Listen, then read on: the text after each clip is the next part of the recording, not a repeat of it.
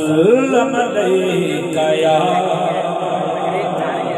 हबीबल्लाह।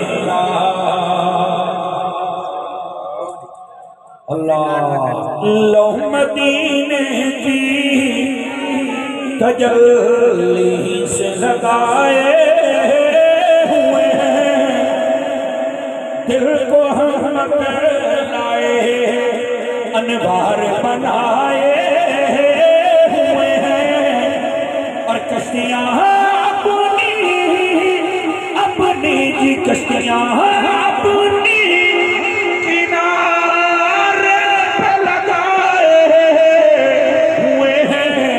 अरे क्या वो डूबे हैं जो मोहम्मद के तराए हुए हैं, क्या वो डूबे हैं जो मोहम्मद के तराए हुए हैं। थोड़ी सी बेस बढ़ाइएगा, इसकी आवाज खोलिएगा। शाह साहब क्या कहते हैं? शर्मे इसिया नहीं सामने जाया चाहता, ये भी क्या कम है तेरे शहर में आए हुए हैं, ये भी क्या कम है तेरे शहर में, हाँ शहर में आए हुए हैं।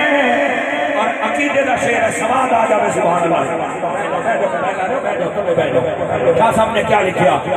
नाम आते ही अबू बकर उमर का लब पर, अरे क्यों बिगड़ता है वो रोज़े में सुलाए हुए हैं, क्यों बिगड़ता है वो रोज़े में, हर रोज़े में सुलाए हुए हैं।